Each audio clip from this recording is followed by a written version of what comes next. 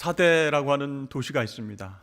그 도시는 당시 세계에서 가장 크고 화려한 도시 중에 하나였습니다.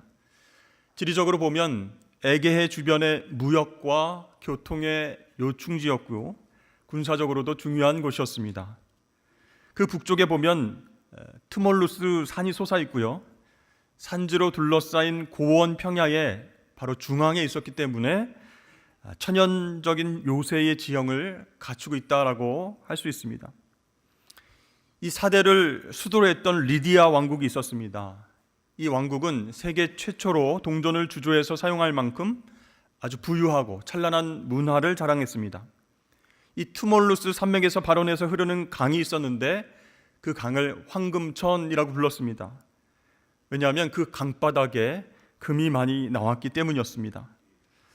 이렇게 사대는 지역 최대의 금 생산지였기 때문에 그 도시가 굉장히 부유했습니다.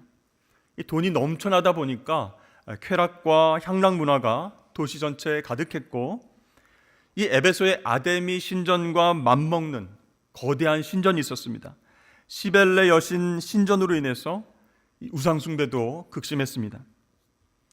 이 사대라고 하는 도시는 돈이 너무 많아서 크게 번창하고 그렇게 화려한 삶을 살아갔지만 전쟁과 지진으로 인해서 예전과 같은 부와 영광은 사라지게 되었습니다.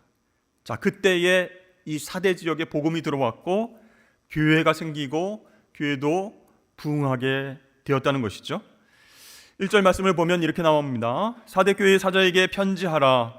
하나님의 7 영과 7 뼈를 가지신 이가 이르시되 내가 내 행위를 아노니 내가 살았다는 이름은 가졌으나 죽은 자로다 라고 말씀합니다.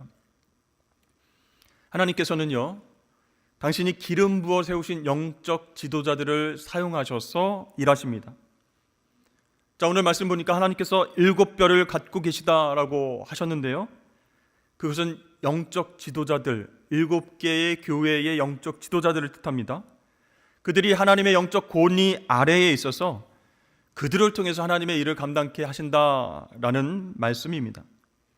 이제 교회의 주인이신 성령 하나님께서 사대 교회를 향해서 이렇게 말씀하십니다. 내가 내 행위를 아노니 내가 살았다 하는 이름은 가졌으나 죽은 자로다. 자, 사대 교회가 살았다는 이름, 명성은 갖고 있습니다. 그러니까 사람들에게 아주 잘 알려진 유명한 교회였다는 것이죠. 그런데 사실은 죽은 교회다라고 책망을 하고 계십니다. 이 사대 교회는요, 겉모습은 크고 화려했습니다. 수많은 교인들과 사역들로 인해서 많이 알려진 유명한 교회였습니다. 그런데 실제로는 죽었다, 이렇게 진단을 하신 것이죠.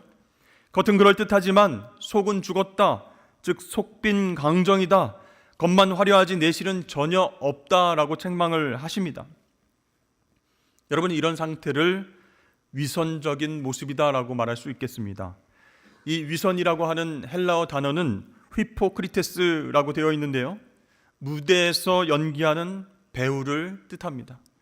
여러분, 배우는 자신의 삶과 연기가 똑같을 필요가 없는 것이죠.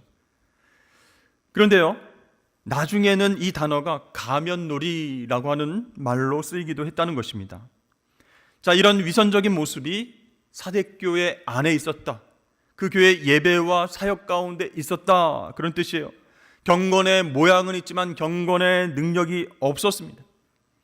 자, 그렇다면 사대교회는 왜 겉만 화려한 교회가 되었을까요? 이 사대교회는요, 다른 교회처럼 황제 숭배 강요가 없었습니다. 니골라 당의 위험도 없었고요, 박해도 없었습니다. 또 이세벨의 유혹으로 인한 혼란도 없었습니다. 성도와 교회를 향한 그 어떤 도전도 없었다는 뜻이에요. 즉, 깨어서 긴장해서 영적 싸움을 할 만한 것이 아무것도 없었기 때문에 사대교회는 살아있지만 죽은 교회가 되었던 것입니다. 사대교회에 있는 것은 돈과 평안뿐이었어요. 그래서 영적으로 게을러졌습니다. 나태해졌습니다. 영적으로 깊은 침체에 빠졌다가 결국 죽었다라고 하는 그런 하나님의 책망을 듣게 된 것이죠. 여러분, 겉은 화려하지만 내적인 능력, 이기는 영성, 복음의 능력이 없는 교회입니다. 모든 면에서 부족함이 없었기 때문에 영적으로 죽어가고 있음에도 불구하고 정작 자신은 죽어가는지도 알지 못했던 것이죠. 더 이상 복음 들고 나가서 전도하지 않고 선교의 열정을 쏟아붓지도 않았습니다. 지역의 이웃들을 섬기긴 섬기는데 잘 돌아보지 않고 돈으로 해결할 때가 많았습니다. 그럼에도 불구하고 사람들이 사대교회로 몰려들었어요. 왜 그렇죠? 이름이 있는 유명한 교회였기 때문에 복음과 본질에 충실하지 않아도 교인들이 늘어나는 현상이 생겼다는 것이에요. 게다가 로마의 핍박, 이단과 거짓 선지자의 방해, 그런 것도 없었습니다. 그러니 영적인 각성과 복음에 대한 능력, 거기에 대한 갈급함 없이도 편안하게 아무 문제 없이 사람들이 많이 찾는 그런 교회가 되었다는 뜻입니다. 오늘날 한국교회의 여러 문제점 가운데 하나는 무엇이겠습니까? 성장주의라고 할 수 있습니다. 이 성장을 추구하는 것 자체가 잘못된 것은 아닙니다. 교회 주인 되시는 성령 하나님께서 크게 성장할 수 있도록 역사하실 수 있습니다. 그러나 문제가 있는데 그 문제는 무엇입니까? 이 성장을 배타적으로 추구하는 과정에서 본질에 대한 관심이 사라지게 된다는 거예요. 그리고 성도를 단지 숫자로 파악하게 된다는 것이죠.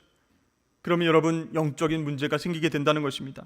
한 영혼을 천하보다 더 소중하게 여기신 주님의 마음, 초심을 잃어버리게 만든다는 것이에요. 그러므로 교회가 교회되기 위해선 한 영혼, 한 성도가 스스로 영적인 성장을 이룰 수 있도록 도와주어야 됩니다. 어떤 크고 화려한 공동체에 소속되어 있는 것만으로 만족하고 성장이 멈추어버리지 않도록 옆에서 격려하고 자극하고 함께 섬기는 일을 해야 한다는 것이죠. 오늘 하나님께서 내가 내 행위를 안다라고 말씀하셨습니다. 여기서 행위를 안다라고 하는 말씀은요, 겉으로 드러나는 일들뿐만 아니라 그 뒤에 숨겨진 내면의 동기까지 하나님 아신다, 그런 뜻이에요. 우리의 겉모습이 아니라 속마음, 교회의 영적 본질, 내면의 동기를 다 살펴보고 계십니다. 사대교회는요, 교회다움을 잃어버리고 영적인 무장을 하지 못했기 때문에 사실상 죽은 교회가 된 것입니다. 2절 말씀해 보시면 내 하나님 앞에 내 행위에 온전한 것을 찾지 못하였노니, 이렇게 나와 있죠.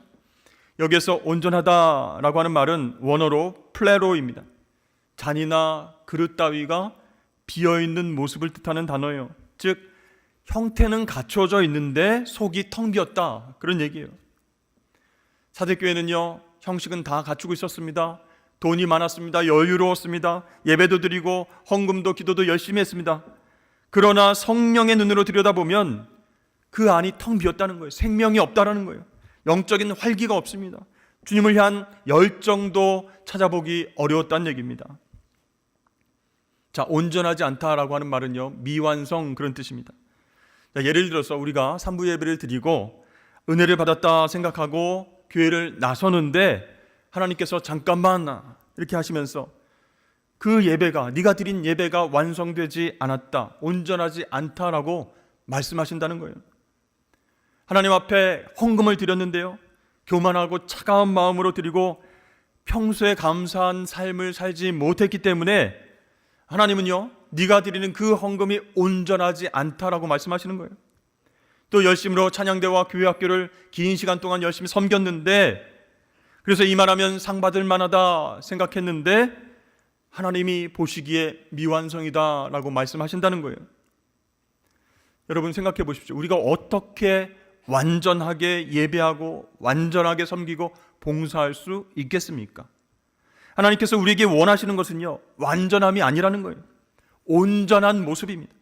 겸손하고 신실한 마음으로 하나님 앞에 영과 진리로 예배를 드리고 작은 영혼도 정말 주님의 사랑으로 살피고 섬기고 도우는 그 일들을 통해서 최선을 다해야 된다. 완전하지 못하지만 온전한 모습으로 예배하고 섬겨야 된다, 그런 말씀입니다. 여러분, 오늘 하나님께서는 사대교회를 책망하시면서 끝나지 않았습니다. 하나님께서 처방을 내려주셨어요. 어떤 처방이라고 나와 있습니까? 2절 말씀에 너는 일깨어 그 남은 바 죽게 된 것을 굳건하게 하라 말씀하셨어요. 너는 일깨어 무슨 뜻입니까? Wake up, 일어나라, 깨어나라, 그런 뜻입니다.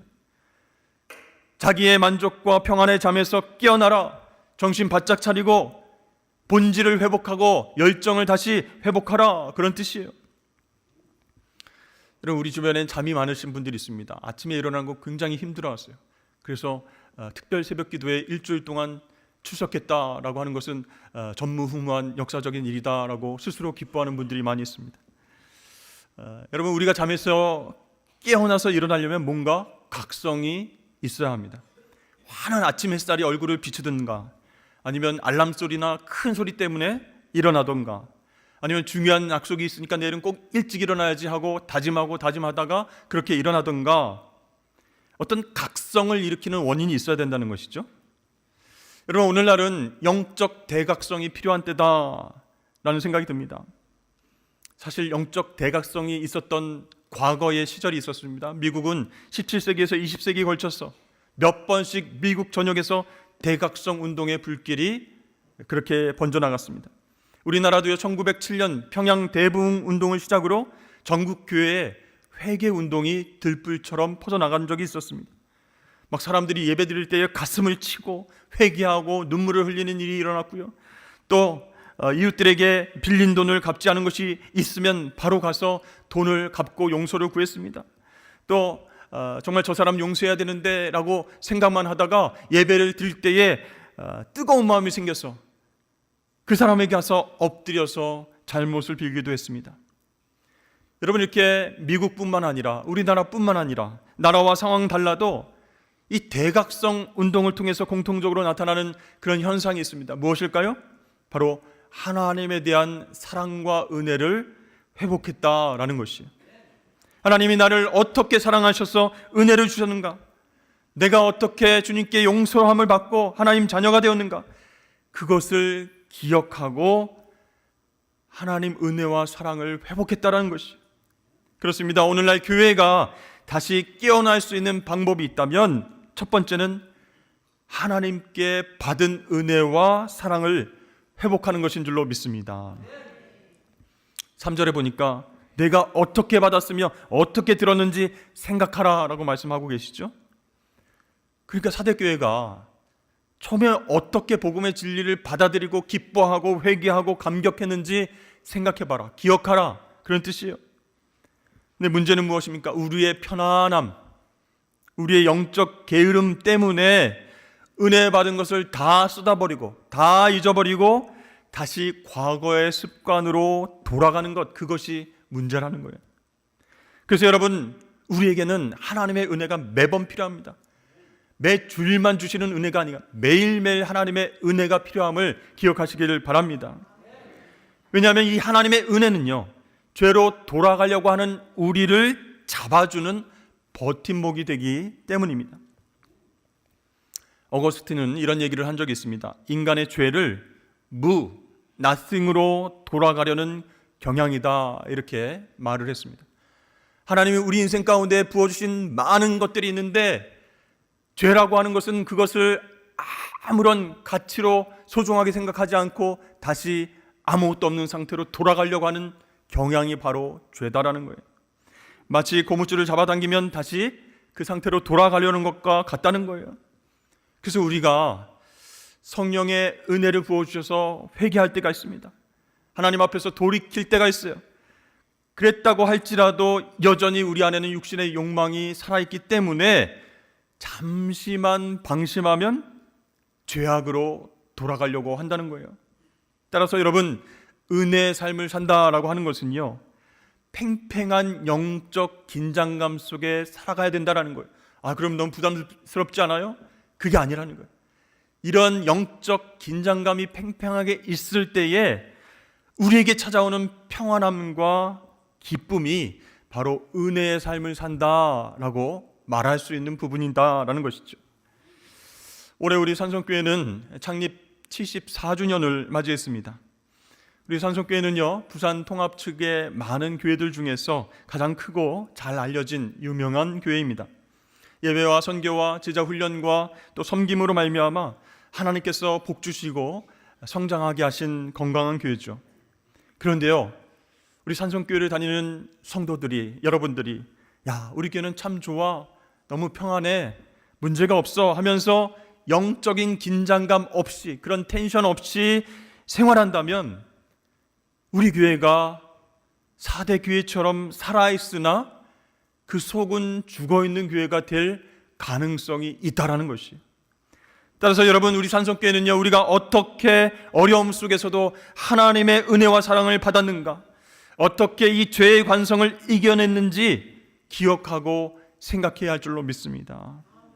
그래서 매번 들은 복음인데, 매번 전도하라고 하는데, 매번 나와서 기도하자고 하는데 뭐 똑같은 것 아니겠어? 그게 아니라 영적인 긴장감을 가지고 다시금 복음을 듣고 기뻐하고 감격하고 찬양하면서 하나님 앞에 집중하는 이 영적인 야성이 회복되어야 할 줄로 여러분 믿으시길 바랍니다. 교회가 다시 깨어나는 방법 두 번째는요, 믿음의 사람들을 세우는 것입니다. 오늘 말씀을 보니까 너는 일깨어 그 남은 바 죽게 되는 것을 굳건하게 하라 말씀합니다. 그러니까 사대교회 안에는 아직도 좋은 것이 남아있다라고 말씀하시는 것이죠. 그것을 다시 살려서 다시 굳건하게 하라 명령하셨어요. 그럼 남은 바 죽게 된 건 무엇을 뜻하는 것일까요? 그 교회 안에 좋은 프로그램 또 사역일 수도 있습니다. 그런데 4절 말씀에 나오는 그 옷을 더럽히지 아니한 몇 명이 내게 있다, 그 말씀으로 봐서 남은 바 죽게 된 것, 그것의 의미는 끝까지 믿음을 저버리지 않은 의로운 성도들이라고 해석할 수가 있는 것이죠. 자, 이 성도들은요, 그 4대 교회 안에서 소수였습니다. 그렇지만 이 사람들을 격려하고 또 서로 본받음으로 말미암아 다시 함께 일어서라 라고 말씀하신 것이에요. 아까도 말씀드렸지만 4대 교회 안에는 부유하고 여유로운 성도들이 많이 있었다고 했습니다. 신앙은 없어요. 신앙의 성숙도는 없어요. 그런데 경제력이 있고 사회적 지위가 있는 성도들, 그 사람들의 의견과 말을 따라가다 보면 어떻게 되겠습니까? 영적 질서가 흔들리게 됩니다. 그러나 아주 소수라고 할지라도 말과 행동이 거룩한 사람, 또 기도와 말씀으로 영적인 권위가 있는 사람, 성령 충만한 사람, 즉 믿음의 사람들을 세워주고 굳건하게 해야 그 교회가 다시 회복될 수 있다라고 말씀하시는 것입니다. 재미있는 기록이 있는데요, 당시 4대 지역에는 이 옷이 지저분하면 시민 명단에서 삭제했다라고 하는 그런 흥미로운 기록이 있습니다. 여러분들이 만약에 부산 시내를 돌아다닐 때에 지저분한 옷, 더러운 옷을 입고 다니면 경찰이 와가지고 당신 이제 부산 시민 아니야, 이렇게 얘기를 한다는 거죠. 그 이유는 무엇이었을까요? 바로 로마 시민으로서의 품격을 유지하기 위해서 옷을 더럽게 입으면 안 된다, 그것을 적발했다라는 얘기예요. 여러분, 오늘 말씀에서 소수의 믿음의 사람들이 어떻게 했다고요? 옷을 더럽히지 않았다라고 얘기하고 있어요. 그것은요, 세상 유혹에 물들지 않고 예수 그리스도에 대한 믿음 갖고 끝까지 승리한 성도들, 그 성도들을 얘기하는 거예요. 여러분, 세상에서도 신분을 유지하기 위해서 지켜야 할 깨끗함이 있습니다. 어디 행사에 들어가기 위해서는 드레스 코드가 있어요. 잘 차려 입어야 돼요. 마찬가지로 하나님의 백성으로 지켜야 할 깨끗함은 무엇입니까? 바로 영적인 거룩함인 줄로 믿습니다. 그래서 여러분, 우리는 우리 교회 안에 소수일지라도 이 영적인 거룩함을 지키는 사람, 그렇죠? 그리고 옷을 더럽히지 않은 깨끗한 사람을 세워서 예수 그리스도의 제자로 그렇게 살게 훈련할 것입니다. 말씀과 기도와 섬김의 훈련을 통해서 교회의 머리 되신 주님과 계속적으로 연결시켜 나아갈 것입니다. 자, 세 번째는요, 우리는 이기는 자가 되어야 된다라고 말씀합니다. 그래야 교회가 깨어서 일어날 수 있다라고 말씀하십니다. 5절 말씀을 보십시오. 이기는 자는 이와 같이 흰 옷을 입을 것이요, 내가 그 이름을 생명책에서 결코 지우지 아니하고 그 이름을 내 아버지 앞과 그의 천사들 앞에서 시인하리라 말씀합니다. 여러분, 껍데기만 남고 내용을 텅텅 빈 채로 살아가고 싶으십니까? 경건의 모습은 있으나 경건의 능력 없이 안 믿는 사람들에게 손가락질 당하며 살고 싶으십니까? 여러분, 사대교회는요, 부유한 사람들이 모여서 교회에서 자기가 듣고 싶었던 다른 복음을 들으면서 만족하고 살았어요. 즉 성공하고 부자 되는 그런 다른 복음을 원했습니다. 또 의와 진리의 흰옷을 입지 않고 어떤 옷을 입고 다녔어요?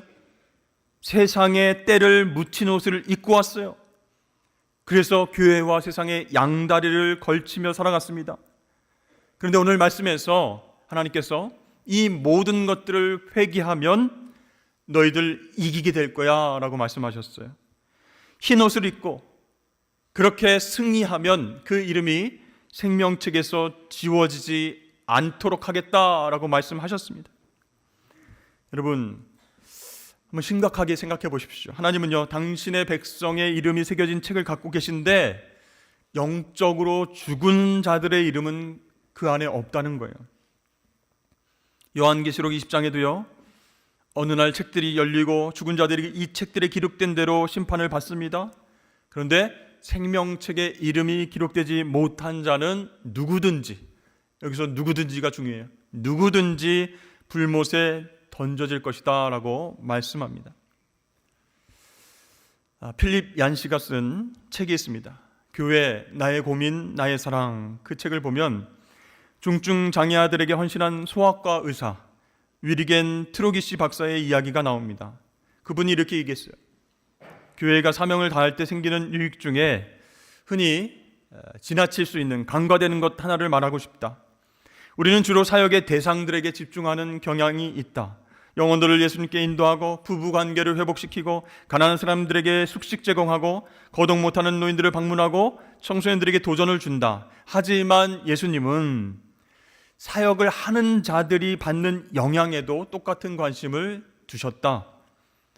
72명의 제자들이 사역 이후에 돌아와서 신이 나서 예수님께 보고를 하자 예수님 잠시 기뻐하신 후에 이렇게 말씀하셨다. 그러나 귀신들이 너에게 항복하는 것으로 기뻐하지 말고 너의 이름이 하늘에 기록된 것으로 기뻐하라. 그러니까 분명히 제자들이 밖에서 하고 온 일 못지않게 그들 속에서 내면에서 벌어지고 있는 일도 중요하다라고 말씀하시는 거예요. 그래서 여러분, 끝까지 이기는 사람, 그 사람의 특징이 무엇입니까? 네, 겉으로 드러나는 승리도 있겠지만 내면의 승리가 중요하다. 마지막에 끝까지 이름이 생명책에 기록되는 것이 더 중요하다, 이런 뜻입니다. 여러분, 우리가 교회에 등록됐다고 하나님의 생명책에도 기록됐다 이렇게 확신할 수 있을까요? 생각해 볼 문제입니다. 우리 K문화가 굉장히 세상을 떠들썩하게 하고 있습니다. 인기 있는 K드라마를 보면요, 자극적인 내용들이 굉장히 많이 나오게 됩니다. 우리는 익숙합니다. 근데 외국 사람들이 보면 깜짝깜짝 놀랍니다. 종종 나오는 단골 메뉴가 바로 부모와 자녀와의 갈등입니다. 다 컸는데 알고 보니까 내 아들이 아니었어, 내 딸이 아니었어, 이런 식의 내용입니다. 근데 이 부모와 자녀 간의 갈등이 굉장히 막 고조되면서 서로 싸우는 대목들이 많이 나옵니다. 화가 난 아버지가 철없는 자녀에게 이렇게 말합니다. 너 똑바로 안 하면 호적에서 이름을 바로 파내버릴 거야. 넌 이제 우리 가족이 아니야. 인연을 끊어. 그러면 자녀가 뭐라고 합니까? 아버지 마음대로 하세요. 저도 지긋지긋해요. 인연을 끊읍시다 하면서 막 싸우는 거예요. 아이고, 우리는요 그 드라마를 막 욕하면서 봅니다. 왜 욕하면서 볼까요? 과연 호적에서 그 이름을 파낼 것인가 안 파낼 것인가 궁금해서 계속 봅니다. 네, 여러분 혹시 하나님 앞에서 하나님, 생명책에서 제 이름 지워버리세요. 괜찮아요. 지긋지긋해요. 나랑 인연 좀 끊읍시다. 이렇게 여러분 얘기하시는 분들이 혹시 계실까요? 여러분, 하나님 아버지는 우리를 잘 아시는 분이에요. 우리가 실수하고 연약함 때문에 무너질 수 있다라고 하는 것을 아세요. 그럼에도 불구하고 회복할 것을 기대하면서 우리에게 계속적으로 말씀해 주시는 분입니다.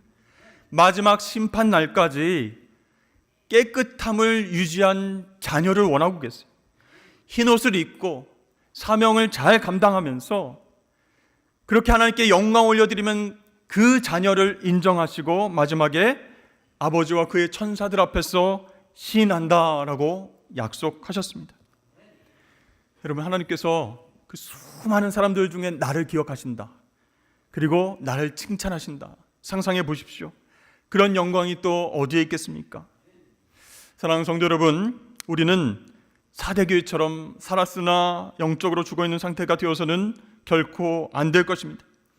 지금 우리 현실이 막막하고 어려울지라도 우리는 혼자가 아님을 기억하시길 바랍니다. 매일매일 공급해 주시는 만나와 같은 하나님의 은혜가 있음을 믿고 일어서시길 축복합니다. 여러분, 하나님의 사랑과 은혜로 깨어나십시오. 영적으로 각성하십시오. 그래서 마지막 날 하나님 앞에 칭찬받을 수 있는 우리 산성교회 또 여러분 되실 수 있기를 주의 이름으로 축복합니다.